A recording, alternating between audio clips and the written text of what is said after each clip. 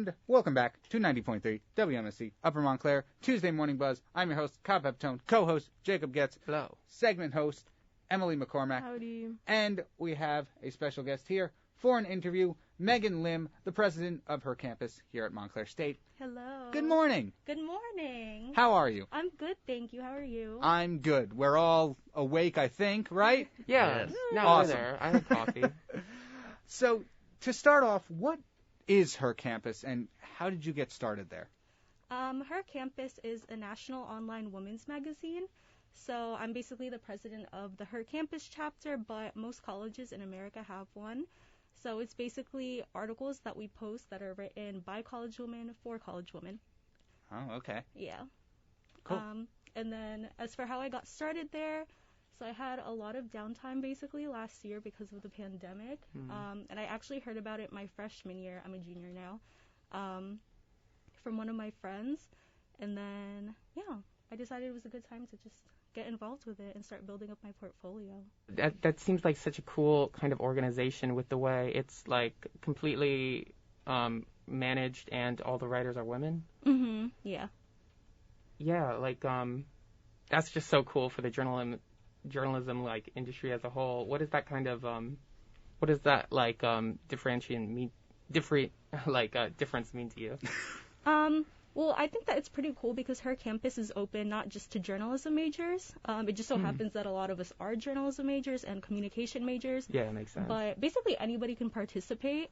But I think that for me, myself, as a journalism major, it's pretty cool because I'm also an editor for the Montclairian. So I basically practice a lot of like the really sound journalistic rules, and then I follow like a strict format and everything.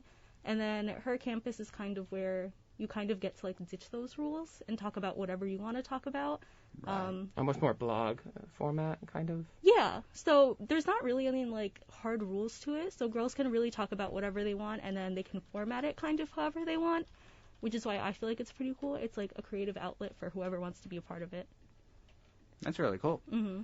And so for many people on campus, it's been weird with with COVID and over these last years, but many people struggle to be more involved with extracurricular activities. So how can you get these students to join her campus? Yeah, so right now we actually made a lot of changes due to Corona. So last year when the pandemic was first happening, we were actually completely online. And then last semester, I was able to be one of the people on eBoard that kind of helped us transition back to being in person. And then unfortunately this semester, because COVID got so bad again, my eBoard and I made the decision to make it back online. So all of our meetings are online, and then we also plan to have a lot of online events too, and then in-person events for people that are comfortable. So I feel like right now, the position that her campus is in, we're kind of in a good place for people that want to experience being both in person and online, especially because things are so weird with COVID.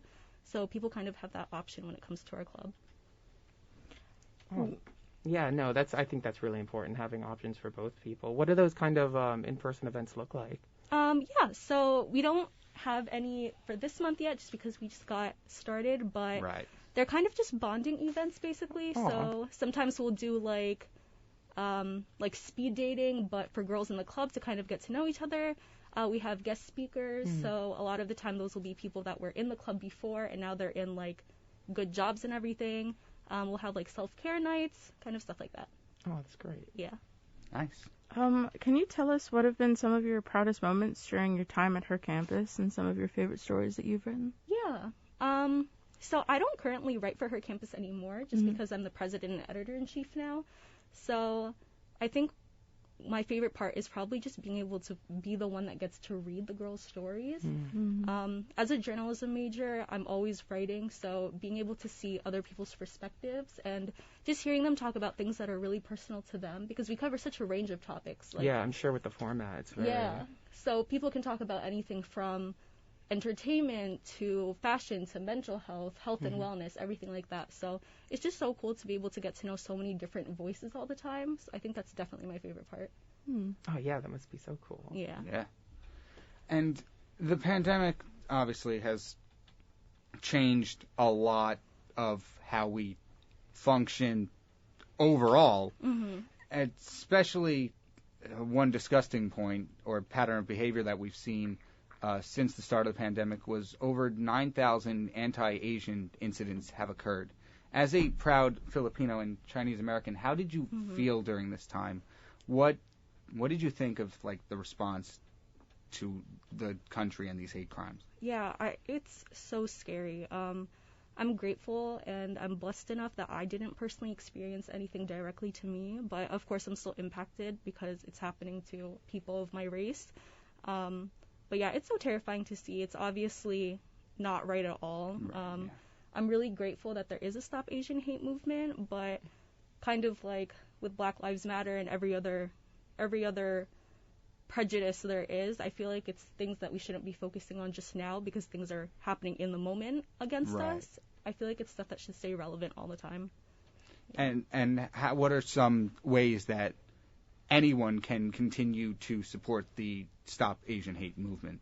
I think it's just continuing to like combat misinformation and just trying to knock down people's ignorance whenever they have it, because even though it might not be as talked about like right now as it was when the pandemic first started, there's definitely a lot of people that hold like that idea in their heads against like Asians and everything, that we started it and everything like that. So I think it's kind of just like knocking people down when you hear like any bit of ignorance like that. Yeah. So of course, you're doing tremendous things across campus, not only representing women but your heritage. Before we let you go, what would you like to say about the future, to the future students in Montclair State and even current MSU students and how they can be a part of her campus? Yeah. So if anybody is interested in joining her campus, you can visit our Instagram at HC Montclair. We have a link in the bio, which is where girls can apply. We have a lot of different positions there, not just for contributing writers, but we also have a social media team, a marketing team. So please feel free to join if you're interested in any of those positions. And then, yeah, again, I'm so blessed to be able to have like student leadership positions on her campus and the Montclairian. And if anybody's on my email list, you guys hear this from me all the time. But yeah, I just want you guys to remember that I'm here for you guys, not just newspaper related, not just her campus related. Things are just so hectic right now, and things are so overbearing and overwhelming with COVID, plus being back in person completely. So if anybody ever needs to talk, just know that you're not alone, and my emails are always open, whether it's related to my orgs or not.